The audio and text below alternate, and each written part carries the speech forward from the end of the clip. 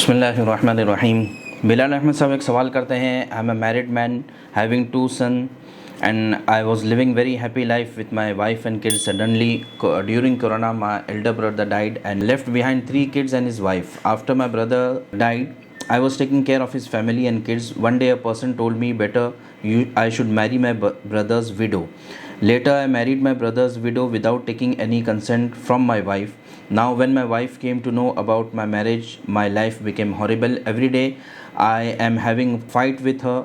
She is not able to bear this. Now she is asking not to have physical relation with my second wife. I have tried to convince her, but every day she is having fight with me many times. She is telling me she will do suicide. Please suggest me whether I have done any sin and guide to this regard. Bilal Ahmad साहब का सवाल का खुलासा ये है कि वो अपने शादीशुदा ज़िंदगी अच्छी गुजार रहे थे अपने बीवी बच्चों के साथ कि कोरोना आ गया। कोरोना में उनके बड़े भाई का इंतकाल हो गया और फिर उसके बाद वो अपनी भाभी जो बेवा हो चुकी थी और इसी तरह उनके बच्चों का ख्याल रखने लगे, तो किसी ने उनको सजेस्ट किया क्यों ना हो आप अपनी भाभी से ही निकाह कर लें तो ज़्यादा अच्छा होगा, ज़्यादा अच्छे तरीके से आप उसका ख्याल रख पाएंगे। लेकिन जैसे ही पहली बीवी को पता चला तो सारा मसला गड़बड़ हो गया और अब वो 2 तरीके से धमकी दे रही है। एक ये कि आप इस दूसरी बीवी के साथ जो पहले भाभी थी इनसे कोई फ़िज़िकल रिलेशन आपको नहीं रखना है, और दूसरा ये कि अगर आपने इस तरह की कोई चीज़ की तो वो सुसाइड करेगी, जान दे देगी। तो इनका सवाल ये है कि please suggest me whether I have done any सिन। इनका सवाल ये है कि क्या मैंने ये काम कर कर कोई गुनाह किया है। तो सबसे पहली बात तो ये है बिलाल अहमद साहब कि आपने जो ये काम किया है शरई लिहाज से इसमें कोई गुनाह नहीं है। आपने अपने भाई की बेवा जो पहले भाभी थी उनसे शादी कर ली है, तो इस्लाम में बेवा से निकाह करने की सिर्फ़ इजाज़त ही नहीं बल्कि बेशुमार फ़ज़ाइल हैं। चुनांचे मैं आपको बता दूं कि सही बुखारी की रिवायत है, अल्लाह के नबी सल्लल्लाहु अलैहि वसल्लम का इरशाद है, अना वकाफ़िलुल यतीम फ़िल जन्नति हाकज़ा, कि मैं और यतीमों की कफ़ालत करने वाला जन्नत में इस तरह से होंगे। व अशारा बिस्सबाबती वलवुस्ता व फ़र्रज बैनहुमा शैअन, थोड़ा सा फासला रखा, कहा कि इस तरह से हम इतने करीब होंगे यतीमों की कफ़ालत करने वाले के साथ। अब आप कहेंगे कि इसमें यतीम की कफ़ालत में शादी का कहाँ ज़िक्र है। तो एक और दूसरी रिवायत है, ये भी सही बुखारी की रिवायत है, अल्लाह के नबी सल्लल्लाहु अलैहि वसल्लम का इरशाद है, अस्साई अलल अरमला वल मिस्कीन कल मुजाहिद फ़ी सबीलिल्लाह औ कल्लज़ी यसूमुन नहार व यक़ूमुल लैल, कि बेवा और मिस्कीन के लिए कोशिश करने वाला, मदद करने वाला ऐसा है जैसे कि अल्लाह के रास्ते में जिहाद करने वाला, या ऐसा है जैसे कि सारा दिन रोज़ा रखता हो और सारी रात क़याम करता हो, यानी इबादत करता हो। तो इससे ये पता चलता है कि देखिए आपने जो भी काम किया है ये यतीम का सहारा बन गए हैं, एक बेवा का सहारा बन गए हैं, और हकीकी सहारा यही है। देखिए बेवाओं को राशन से ज़्यादा एक सपोर्ट की ज़रूरत होती है। जब सपोर्ट मिल जाएगा शोहर की हैसियत से तो राशन भी पूरा हो जाएगा, ज़रूरियात भी पूरी हो जाएगी। आदमी की ज़रूरियात सिर्फ पेट की नहीं होती है, शर्मगाह की भी ज़रूरियात होती हैं। तो लिहाजा आपने पहली बात तो यही है कि आपने जो काम किया है वो कोई गुनाह नहीं है, कोई गलत नहीं है, बल्कि इसके ऊपर बेशुमार फ़ज़ाइल हैं।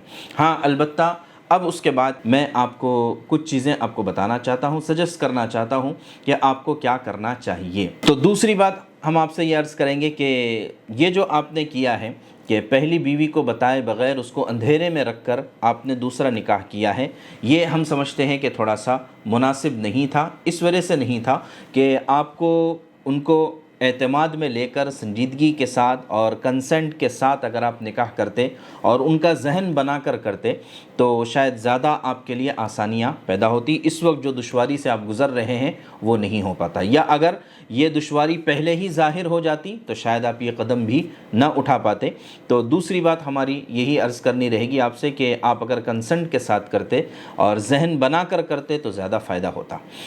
तीसरी बात जो आपने बताई है कि आपकी पहली बीवी ये ख़ुदकुशी करने की धमकी दे रही है, ये बहुत संजीदा मसला है। देखिए जान और माल यह हमारा नहीं है, بلکہ یہ اللہ کی طرف سے امانت ہے۔ ان اللہ اشتری من المؤمنین انفسہم واموالہم بان لہم الجنہ، کہ اللہ تبارک و تعالیٰ نے ایمان والوں کی جان اور مال کا سودا کر دیا ہے جنت کے بدلے میں۔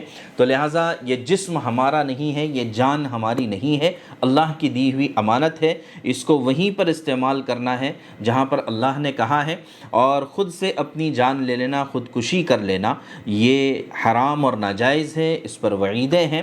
لیکن اس کے ساتھ ساتھ کہیں نہ کہیں یہ ضرورت اس بات کی ہے کہ یہ کسی ماہر نفسیات سے ان کا علاج کرایا جائے، ان کو بتایا جائے، اس لیے کہ یہ باتیں ذہن میں آنا ہی آدمی کے مینٹل فٹنس کے نہ ہونے کی علامت ہوتی ہے۔ آدمی جان دینا چاہے، مصیبت کتنی بھی بڑی آ سکتی ہے آپ کے اعتبار سے، یعنی پہلی بیوی کے اعتبار سے ظاہر ہے کہ ایک طرح سے دھوکہ ہوا ہے، تو یقیناً دنیا میں بہت سارے مسائل، بہت ساری مصیبتیں، بہت سارے حالات اور بہت سارے دھوکے مل سکتے ہیں، لیکن کیا اس کی وجہ سے آپ اپنی قیمتی جان جو ہے وہ جوکھم میں ڈال دیں گے؟ یہ تو بالکل مناسب نہیں ہے۔ تو تیسری بات یہ ہے، اس چیز کا خاص طور سے خیال رکھنا ہے۔ تو خلاصہ یہ ہے کہ آپ نے جو دوسرا نکاح کیا ہے یہ کوئی گناہ نہیں ہے، البتہ آپ کو اعتماد میں لے کر یہ نکاح کرنا چاہیے تھا، یہ زیادہ بہتر تھا۔ اور تیسری بات یہ ہے کہ آپ کو نفسیات کے ماہرین سے اس سلسلے میں مشورہ کرنا چاہیے۔ اور چوتھی بات یہ ہے جس پر میں تفصیل سے اور آگے بھی بتاؤں گا کہ دونوں کے درمیان حقوق میں برابری کرنا، یہ اب آپ کے لیے سب سے بڑا امتحان ہوگا۔ دونوں بیویوں میں، ان کے بچوں میں حقوق کی برابری کا امتحان آپ کا ہے، تو اس کا خاص طور سے خیال رکھنا چاہیے۔ ان کا مسئلہ پورا ہو گیا۔ اب میں اصل بات پر آتا ہوں کہ شریعت نے، اور عام طور سے اسلام پر اس سلسلے میں اعتراض کیا جاتا ہے، سوال کیا جاتا ہے، خاص طور سے ہندوستان کے کانٹیکس میں بھی، کہ بھئی جب برادران وطن ہندو بھائیوں کے لیے ایک سے زیادہ شادی کرنے کی اجازت نہیں ہے تو پھر مسلمانوں کو پرسنل لاء میں کیوں اجازت دی گئی ہے، اور یہ کہ سب کے لیے برابر کا UCC ہونا چاہیے، کامن سول کوڈ ہونا چاہیے، اس کے بارے میں بھی بات کی جاتی ہے۔ تو اس وجہ سے اس سوال کے بہانے ہم اس بات کو بھی ایڈریس کرنے کی کوشش کرتے ہیں۔ تو پہلی بات تو یہ ہے کہ یقیناً قرآن کریم نے اس بات کا حکم دیا ہے، اجازت دی ہے، فَانْكِحُوا مَا طَابَ لَكُم مِّنَ النِّسَاءِ مَثْنَىٰ وَثُلَاثَ وَرُبَاعَ، کہ آپ کو جو بھی عورتوں میں سے جو پسند ہے، چاہے 2 ہوں، 3 ہوں، 4 ہوں، یعنی 4 تک کے آپ نکاح کر سکتے ہیں، مردوں کو یہ اجازت دی گئی ہے، البتہ یہ اجازت ہے۔ آگے فرمایا فَإِنْ خِفْتُمْ أَلَّا تَعْدِلُوا فَوَاحِدَةً او ما ملکت ایمانکم، کہ یہ اجازت اسی شرط کے ساتھ ہے کہ تم ان کے درمیان برابری اور اعتدال کر سکو۔ اگر تم برابری اور اعتدال نہیں کر سکتے تو خود قرآن نے کہا ہے کہ فواحدتاً، تو پھر ایک ہی بیوی پر آپ کو اکتفا کرنا ہے، اور اگر ایک بھی نہیں سنبھال سکتے ہیں تو پھر باندی پر آپ کو اکتفا کرنا ہے، اور اگر وہ بھی نہیں کر سکتے ہیں تو پھر آپ کو روزے رکھنا ہے۔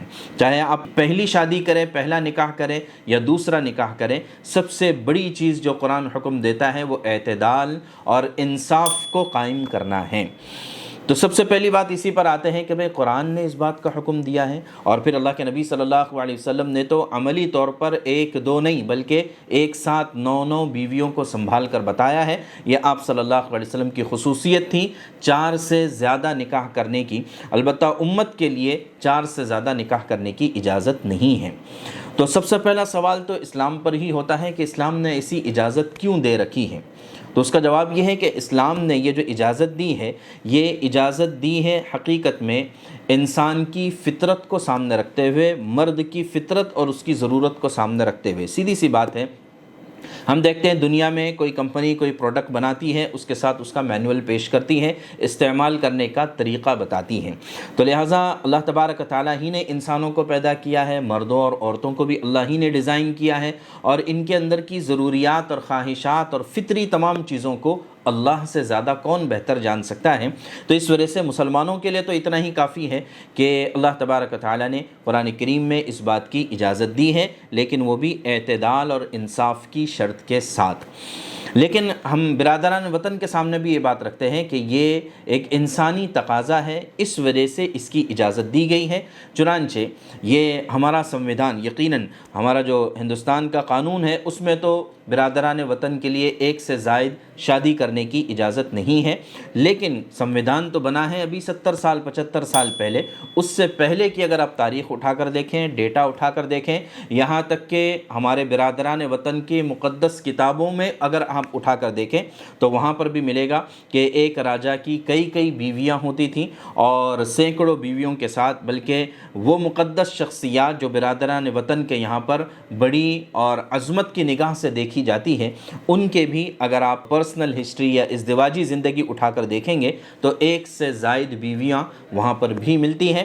اور پھر اس کے بعد اگر آپ پری انڈیپینڈنٹ دیکھتے ہیں، یعنی ہندوستان آزاد ہونے سے پہلے کا جو ہمارا معاشرتی کلچر دیکھتے ہیں، وہاں پر بھی برادران وطن کے یہاں پر ہمیں یہی بات ملتی ہے کہ ایک سے زائد نکاح کا رواج تھا۔ یہ تو مغرب کی طرف سے یہ ذہنیت آئی ہے کہ ایک سے زیادہ شادی، بلکہ مغرب کا اگر بس چلے تو وہ ایک شادی کو بھی جواز نہ دے دیں اور وہ کہہ دیں کہ بھئی لیو ان میں رہ کر اپنی خواہشات کو پوری کرو۔ یہ مغرب کا تصور ہے، اور چونکہ ہمارے یہاں پر تعلیمی نظام اور سارا عدلیے کا نظام اور سارا حکومتی نظام مغرب کا مستعار ہے، مغرب سے لیا ہوا ہے، تو اس وجہ سے ہم بھی کہیں نہ کہیں اسی کی طرف جا رہے ہیں۔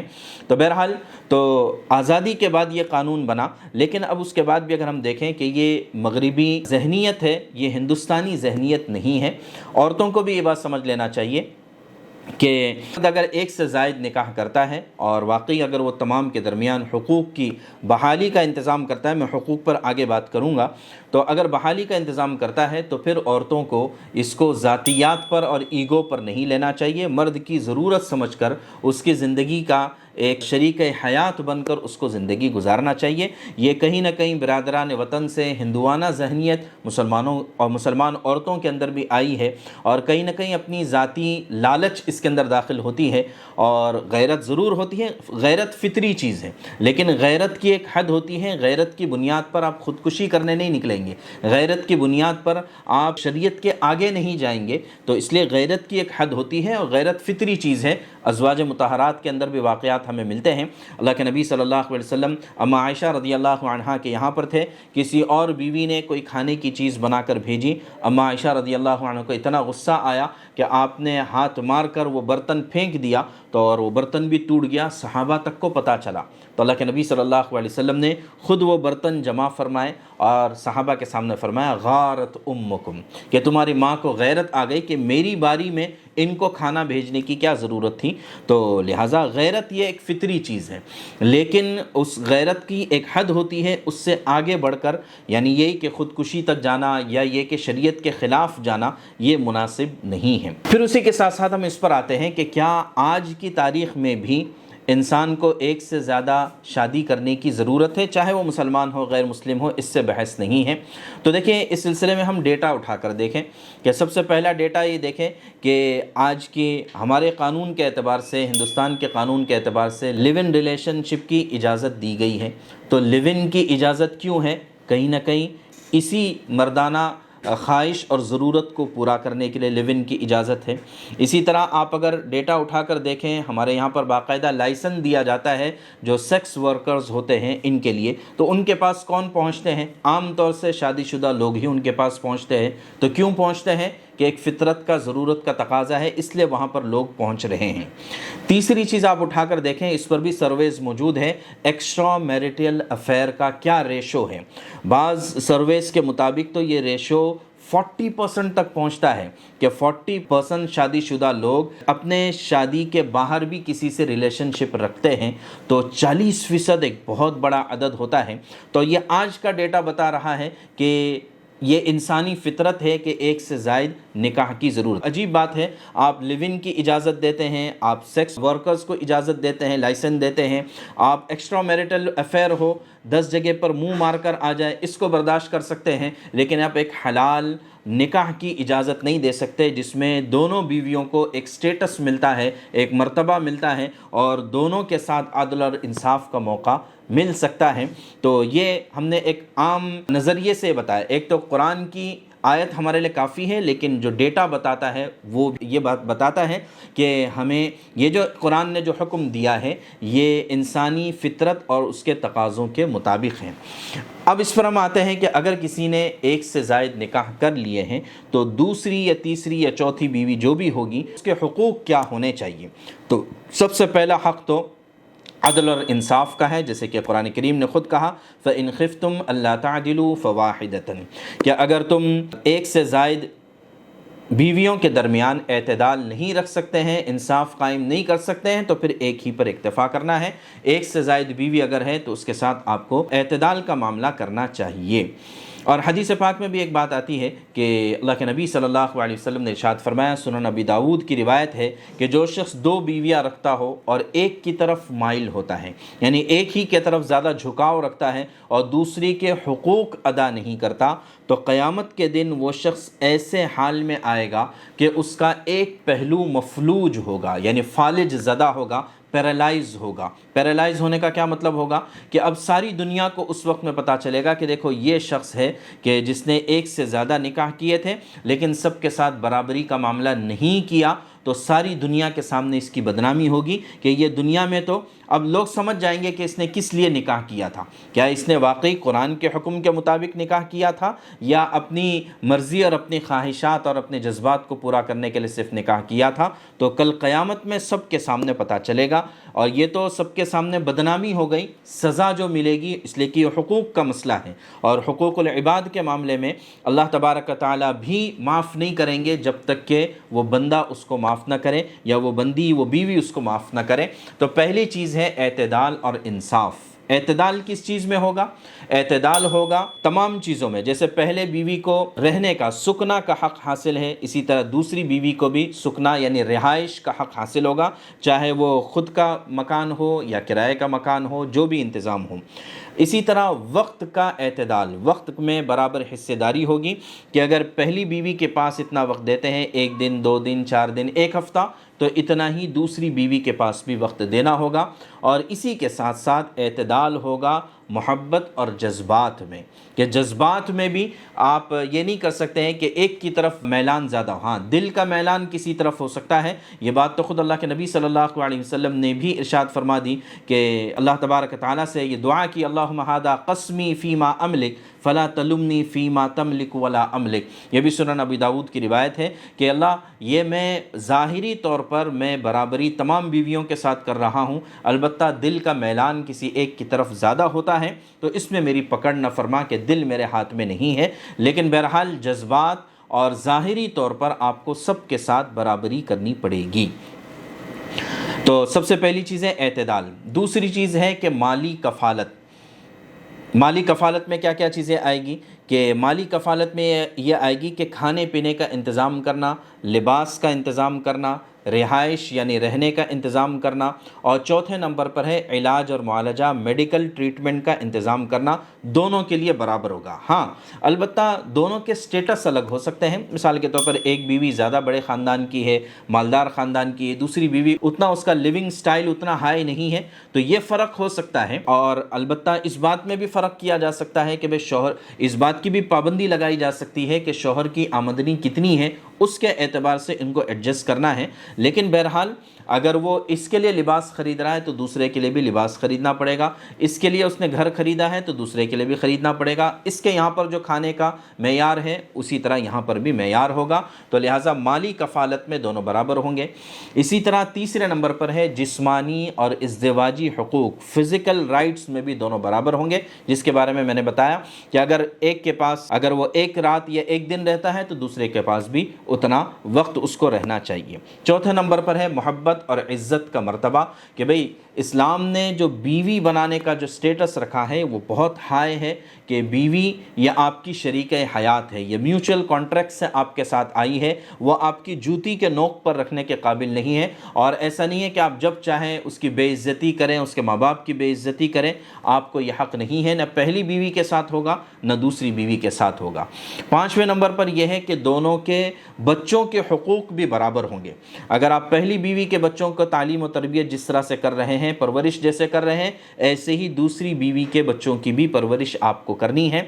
چھٹے نمبر پر ہے تنہائی کا اور پرائیویسی کا حق۔ پرائیویسی کا حق مطلب یہ ہے کہ دونوں کو پرائیویسی ملنی چاہیے، اور پرائیویسی کے اندر ہی یہ بات بھی آتی ہے کہ آپ ایک کی بات دوسرے کے سامنے نہیں کریں گے، یعنی ایک بیوی کی برائی دوسری بیوی کے سامنے، دوسری کی تیسری کے سامنے، یہ کسی نے آپ کو حق نہیں دیا ہے، یہ جو ہے رائٹ آف پرائیویسی ان دونوں کا ہوگا۔ اسی طرح 7ویں نمبر پر ہے وراثت کا حق، کہ دونوں میں وراثت کا حق ہوگا اور دونوں میں برابری کے ساتھ وراثت طے کی جائے گی آپ کے بعد۔ تو لہٰذا آپ کو بھی چاہیے کہ پراپرٹی وغیرہ ان سب چیزوں میں اس طریقے سے اس کو رکھیں کہ دونوں کو برابر مل سکے۔ 8ویں نمبر پر ہوگا معاشرتی حقوق بھی دونوں کے برابر ہوں گے، یعنی معاشرے میں دونوں کو ایک طرح کا سٹیٹس آپ دیں گے، اور ایسا نہیں ہوگا جیسے کہ عام طور سے ہوتا ہے کہ آپ نے پہلی بیوی سے چھپا کر دوسری بیوی سے نکاح کر دیا، تو یہ شریعت کے منشے کے مطابق نہیں ہے۔ آپ کو اگر نکاح کرنا ہے، آپ معاشرے میں دونوں کا سٹیٹس برابر رکھیں گے۔ ایسا نہیں ہوگا کہ ایک بیوی زیادہ آپ نے اس کا سٹیٹس بڑھا دیا ہے، دوسرے کا کم کر دیا ہے، اس کی اجازت نہیں ہوگی۔